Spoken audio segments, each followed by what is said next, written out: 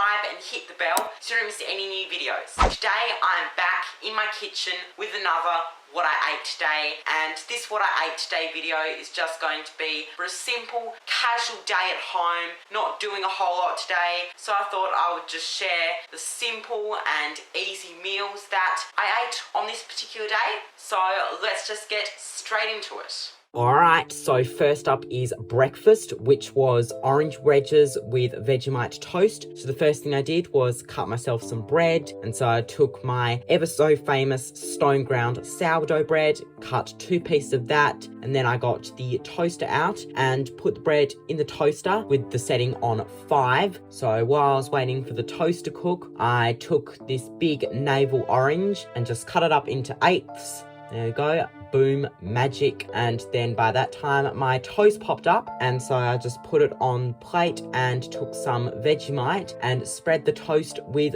Vegemite. I'm an Aussie, I love my Vegemite. I like it straight up. I don't even have butter with it. You do you and I'll do me. How's that for a deal? And this is actually the last of Vegemite, so I'm trying to get every bit of Vegemite out onto my toast. And then after I did that, I took the orange wedges that I kept to the side, just put them on the plate, and then that is my breakfast. Some orange wedges and some Vegemite toast, because I couldn't really be bothered to cook anything that required more than a few steps. It's just some simple toast and some orange wedges for some fruit.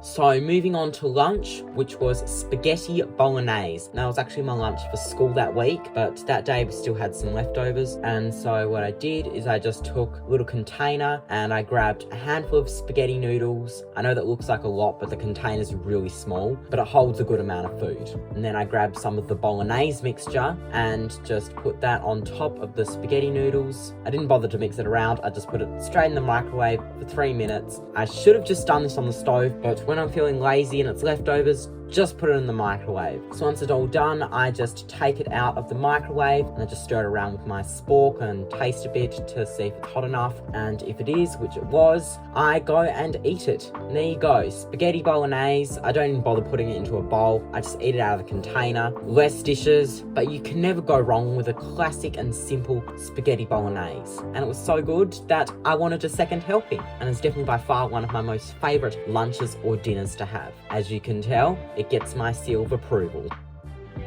And finally on to dinner. It was coincidentally my cooking night when I filmed this video, and I decided to have again one of my favourite dinners, cottage pie. So what I do first is I grab some potatoes. I'm not exactly sure what type of potatoes these were. I'm not good with my potatoes, but you want a good mashy type of potatoes. And so what I'm doing is I'm just peeling each and every one of them. So I just keep peeling and peeling, and I'm sure to wash off any dirt left on the potatoes because you don't want dirt in the food. So I'm sure to wash them really well before placing them aside. And once that's done, I grab a kettle and put some water in it and then just leave it aside to boil. And in the meantime, I grab about a medium-sized saucepan, and then once the kettle's finished boiling, just pour some water into it. Of course, you can just put water in the saucepan and on the stove ahead of time, but this is a much quicker way to get water to boil is by putting already hot, almost boiling water from the kettle in saucepan. So just put that on, and then while I'm waiting for the water to start bubbling, I just cut the potatoes into either thirds or quarters depending on the size, because as you can see they're all different sizes, and then I place them into the saucepan. I don't have a good technique for this because I didn't want the water to splash everywhere, so I'm just putting them in with my hands. I did wash my hands before cooking and after handling the dirt, so they're all clean. And then I just put a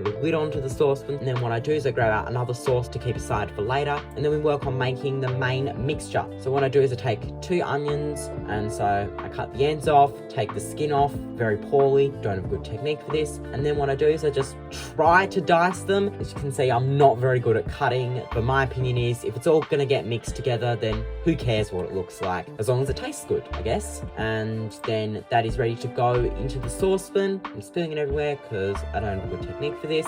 Then once that's done, which move on to celery. So I give that a good wash. I cut the end off and just cut the stalks of celery together because it just saves time instead of cutting them all individually. And I've heard that you can actually use the leaves in the cooking, and so that's what I like to do for a little bit of extra greenery. They don't hurt you. And then next move on to a carrot. So once that's all washed, cut the ends off, then cut it in half vertically and then horizontally cut it and then cut into little half circles, and then cutting those half circles in half. I know it sounds very complicated, but that's just how I do it. And then it all goes into the saucepan. It's better done in a casserole dish, but I have to actually wash that by hand. But just cook it all in a saucepan, it can just go in the dishwasher. And so I just drizzle some oil into the saucepan and then put it on the gas stove and just mix it all together. I'm just gonna sort of fry everything for a bit and just continue stirring and stirring until the onions are sort of a like transparent color. And I got the mince, just put that into the saucepan. And so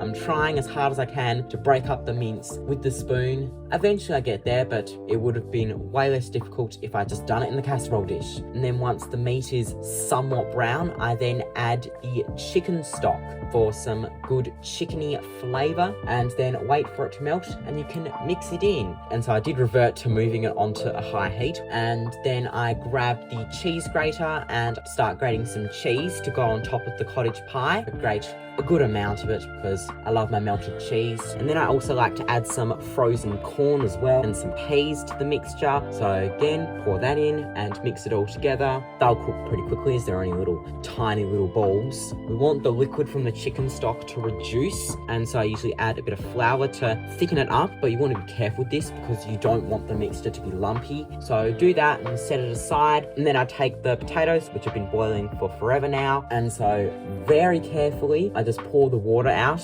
Better done with a sieve, but the less dishes the better. And so then once that's done, move on to mashing the potatoes. So I take a good amount of butter and just put it in with the potatoes, and then grab the masher and start mashing the potatoes. And then once it's all mashed, I add in the milk to make the mash nice and creamy, and then I just stir it around, adding more milk if necessary until the mash is at the consistency of my liking. And then once that's done, I take this little oven dish, I'm not really sure what it's called, and then I just take a ladle and then just spoon the mixture into the little dish, and then we add the mash, and then I just sort of spread it around evenly with a wooden spoon, and then we add the cheese on top. And then I take the dish with the cottage pie, which is the main purpose to just cook any bits that aren't cooked and for the cheese to get nice goldeny brown color. And so usually takes about 30 to 40 minutes, and so after the 30 to 40 minutes, I take it out of the oven and then start serving it out.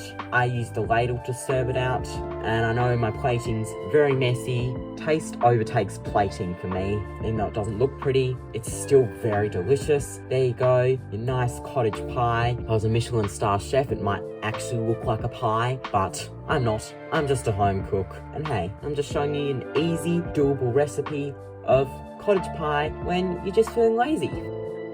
So that is it for this what I ate today for a lazy day at home. If you're having just a lazy day at home and you don't really feel like overcomplicating your meals, these simple meals that I showed you are just perfect for those type of days. So thank you all so much for watching. Be sure to give this video a like if you enjoyed, and subscribe and hit the bell so you don't miss any new videos. So till next time, in the next video, I shall see you then. Goodbye.